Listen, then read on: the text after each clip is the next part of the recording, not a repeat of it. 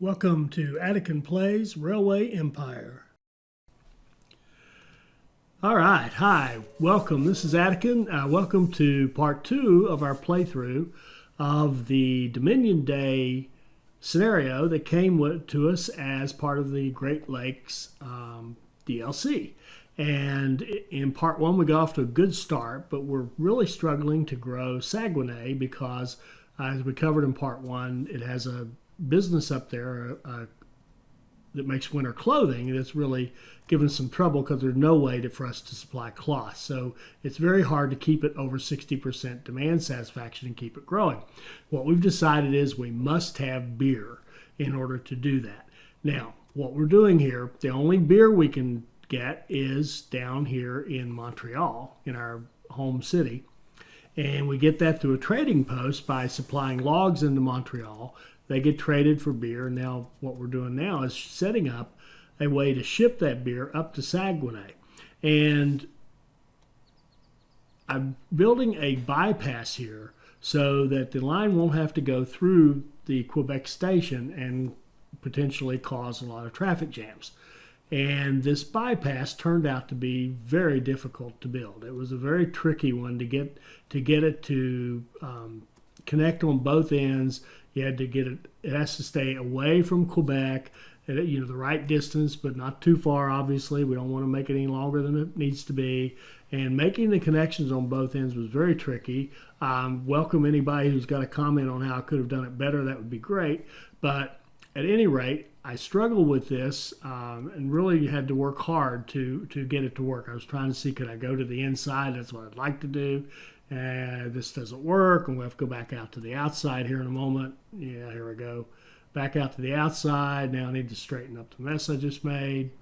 Actually, I ended up killing it and starting over. I'm looking for a way to do it. And what I've found so far is that you really need to kind of come from the outside ones and connect the two outside ones. But then that gives you those inside loops, and those can be tricky to get to work. When you're coming from the inside track, from the little special cones. So just trying different ways to do this. This one's going outside to outside. See, that all works up pretty nicely. So there we have a connection. But now when we try to do the inside, we're getting errors. We can't fit that track in there properly in order to get it to work. But we can come from that side. So that inside loop worked. So what we're going to do is run the track over here and just save it off like that. And now that it's saved, we can try to see if we can connect it up. But we know that it's having a little trouble connecting. So what we're going to do now is take that inside loop that we've got connected, and that allows us to create a connection to our inside track. Now we can run our outside track over to the lane there, but you can see even that has a problem. It left us that little cone. That little cone means there's a problem, and so we've got a little gap in our track. So what we're going to have to do is try to fill in that track, and the only way to do that is to delete back a ways and then bring this out carefully, make sure it's still staying green, and finally, there we go. Finally, we have a bypass around Quebec. And it worked out just fine. So now, after that struggle, we go up here to Saguenay, and we need to create a platform for our line from Montreal to come into. We don't want to create a traffic jam here in Saguenay. It's the last thing we need right now. We're up against the clock. We only got to the end of 1863 to get this done. So we're going to put in a separate station. And some of you might wonder, why didn't I just expand the existing station? Well, two reasons. One, a separate station is cheaper. Go watch the rapid expansion strategy videos for an explanation of that. It's cheaper. And two, didn't want to have to move that existing line out of the way or merge them together or mess with them. I just created a new place that we can come in, and we take the track out of that new station and merge it in with the existing. The idea is we're going to double up the lines on the line that runs through that tunnel and from Quebec to Saguenay. We're going to go around the bypass to bypass the actual city of Quebec so we don't tie up the station there. Then we're going to reuse our line coming down here to Montreal. But we want to have a separate platform for this to run. Remember, I'm trying to run dedicated lines off dedicated platforms as much as possible to control the traffic and keep things moving. So we're going to wait till we have enough money that we can expand that station down in Montreal and have a new line to work with.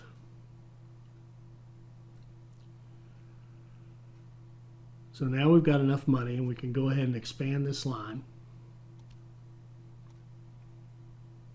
There we go. Well, no, there we go. And we'll build a line coming out of that, and we're going to tie that line back into the existing line.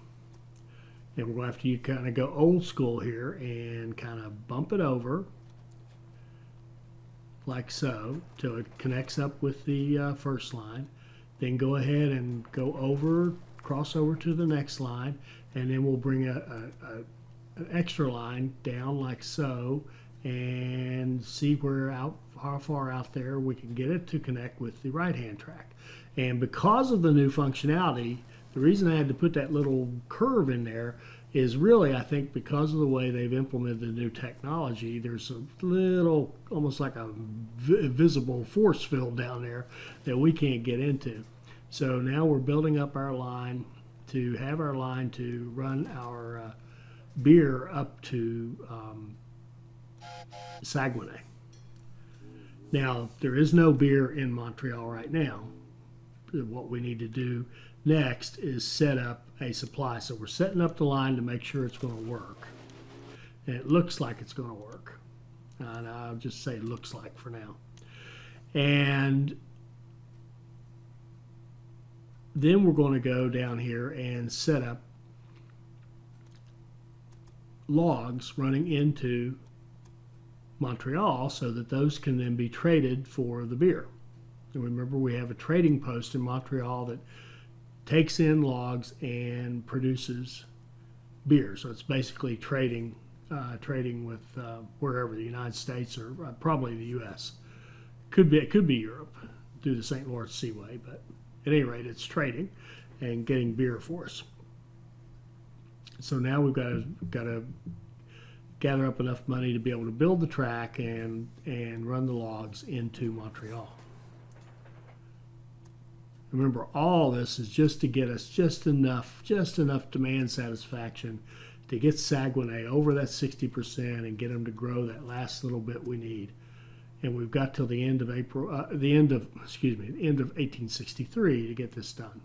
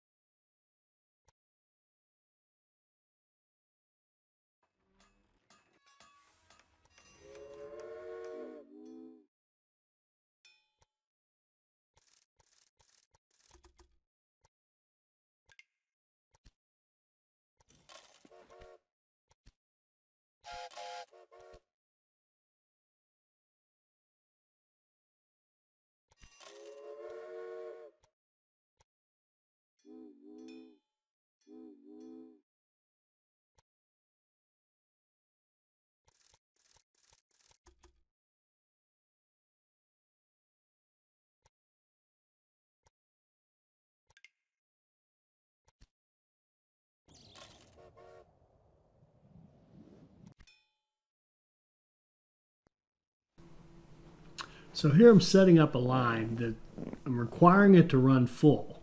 Now it can take passengers and mail if that's available, but I want to get as much beer as possible on a full train going up to Saguenay. And coming up here real soon, I'll recognize that there's a little problem here. Some of you who Well, some of you who are very observant may have noticed how I goofed up when I created the line between Montreal and Saguenay down at the Montreal end. But we'll catch it here in a minute.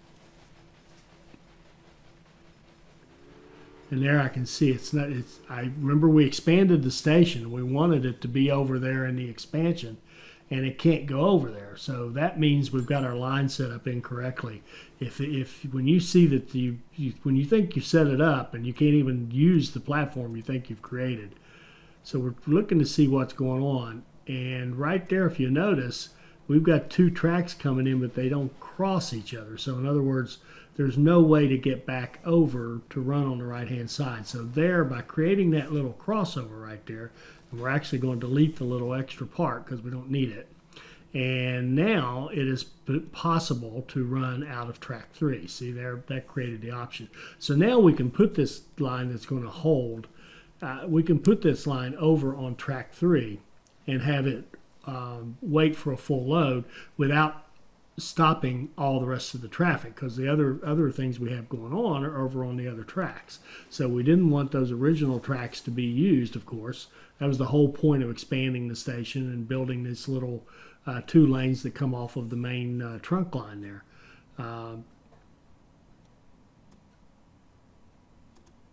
And now that we've goofed it up, it's running off to correct itself to go over to the correct track. So we still see the problem. Sugar is the other thing. We'd love to have sugar. Well, newsflash, there's no sugar in our area either. This is really hard. I must say, and maybe some of you just found this to be a breeze and you just ripped right through it and you know. But I got to tell you, I think this is hard. I think this is a hard scenario. This first part is very difficult. Yeah, I mean, you're growing these cities in the wilderness, and you don't have sugar, and you don't have corn, and you only have one source for beer and one source for meat, and you have snowfalls, and this is a tough scenario, I believe. For me, it was tough, and maybe some of you who are better players just breeze through this like it was nothing. If you did, put that in the comments and tell us how you did it. But I found this to be very difficult, and I would love for the person who marked this as easy. If you remember, when we fired this thing up, it said difficulty easy down there on the corner. It said easy. If this is easy, I don't want to see hard, and I also think that whoever thinks this is easy should make videos and show the rest of us how to play, because this is not easy. But it is doable. It is doable. Okay, so here we go. So now we've got beer on its way to Saguenay and being unloaded, and ta-da, look at that little green light coming on, meaning it's growing. It's just over 60%, but barely. But it is over 60, and that's what we need. We need it to grow so that we can get it up to its population goals.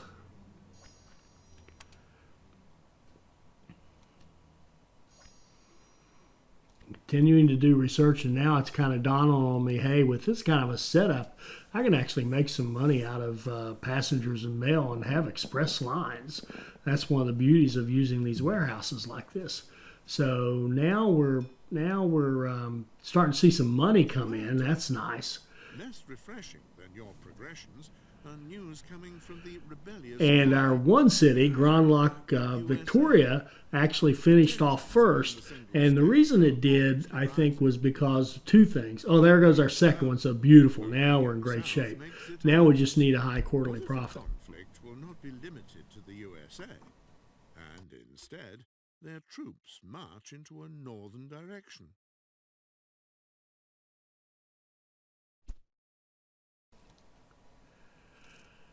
So the key to growing the Grand Lac Victoria was that we moved that beer out into that warehouse before it was ever needed, and so we could have it out there when the snowfall hit, and it continued to grow kind of steadily. And also it had a furniture industry, which is worthless as far as making money and selling the furniture, but at the same time it demands logs, which we could provide. So our logs were serving the purpose of the log requirement and the furniture requirements, so we were keeping the demand up in Grand Lac, Victoria, as long as we got that wood out there.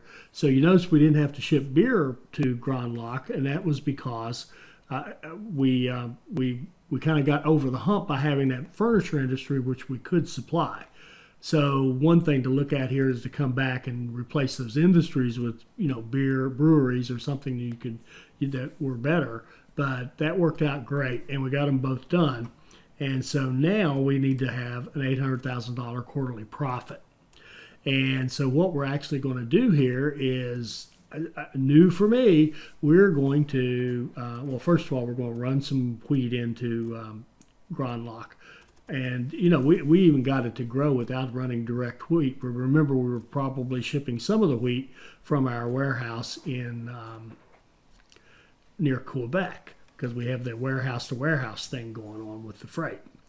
But now we're going to run some directly in, try to get more sales from that, and make sure we keep the growth. The growth helps us grow our quarterly profit because more stuff gets shipped. But the thing we're going to do after this is actually do some express lines. We're going to move some passengers and mail, because with these warehouses set up like this, with everything out of the way, we got some room to run our lines. We're handling our freight through the warehouses, so now we can go passenger and mail a little bit. That's kind of cool. Up to this point, our research has kind of focused on cheaper engines, cheaper locomotives, and more reliable locomotives.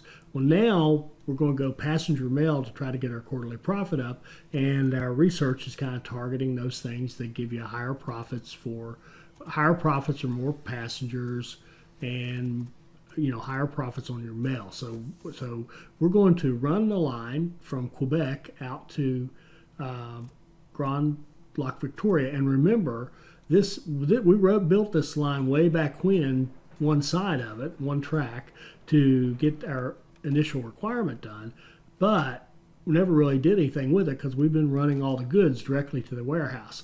And now we're going to take advantage of that and finish off that line, double track it out through there, and set up a line so that we can run a nice big long passenger and mail line from Quebec to Grand Lac, Victoria. And now they're both kind of decent sized cities, so we should get pretty good traffic, and we should be able to make some money. And we're going to switch over. We've been using the Philadelphia. We want the fastest train we can get.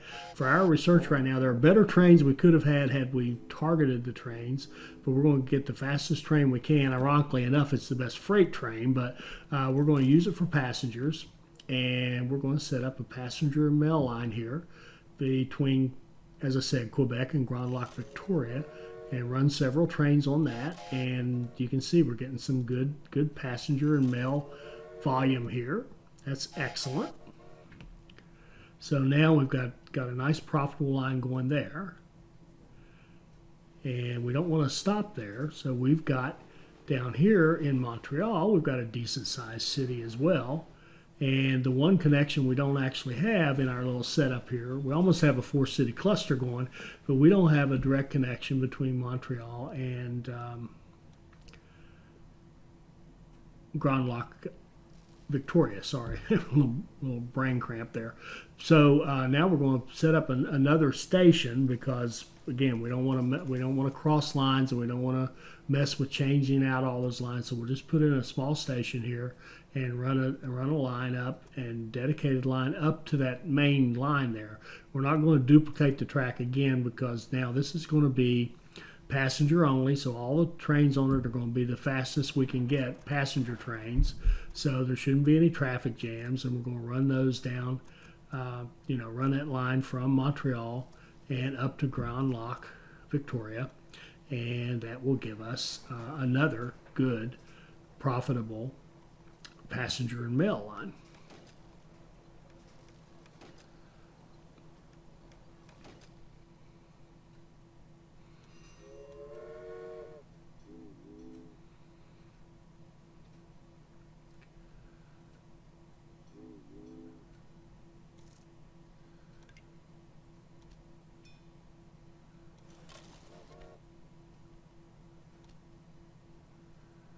And I contemplated at that point expanding the station and having a dedicated track for the line. Decided that the trains from the two could flow pretty well through there, and didn't mess with it. I might go back later and change that and open up another one. But if the traffic flows well, it won't bother, because then we can save that platform for future use in case we need it. But you can see we're getting good traffic here. So now we've got two big profitable passenger mail lines that we've set up in addition to what we already had, and we're already doing pretty well. We're around 500,000 against our goal of 800,000. So we see a bonus here, a connection bonus, and we're going to move this. There's that big river, the St. Lawrence Seaway, I think that is, over there. So we're going to go this way, kind of down to the south, hook into our line that's feeding logs into Montreal, and run that wheat directly into Montreal, which will make us, again, and right now we're looking for opportunities to make money.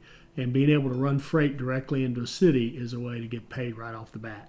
So we can bump up our quarterly revenue by doing this, in addition to whatever those lines give us. We're also looking at now, we've been kind of ignoring staff because, well, we haven't had that many opportunities to get staff. And here comes the big snow again. So everything up there, everything except down here around Montreal, everything Quebec and up is going to kind of grind to a halt. But we can keep working down here and build out our wheat line to add even, yet some more revenue.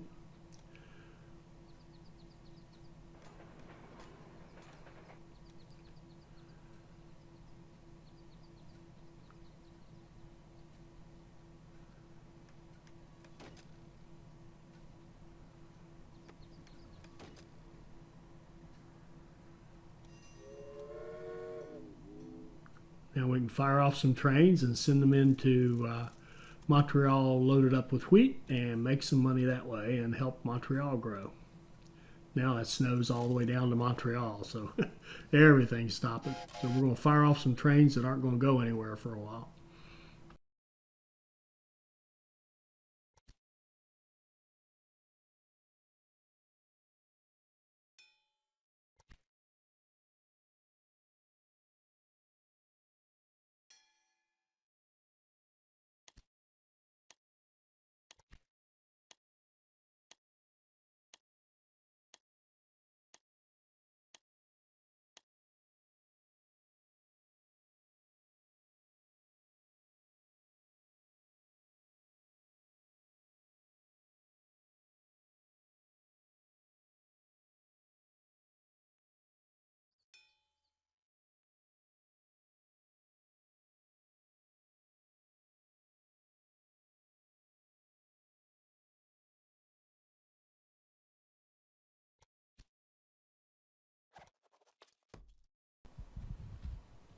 Now we're going to grab conductors when they pop up and put them on our passenger and mail lines, of course, and then we're going to grab these security guards and put them on our freight lines that run directly to a city, because those are the ones that get paid. The ones you don't get paid for shipping to a warehouse.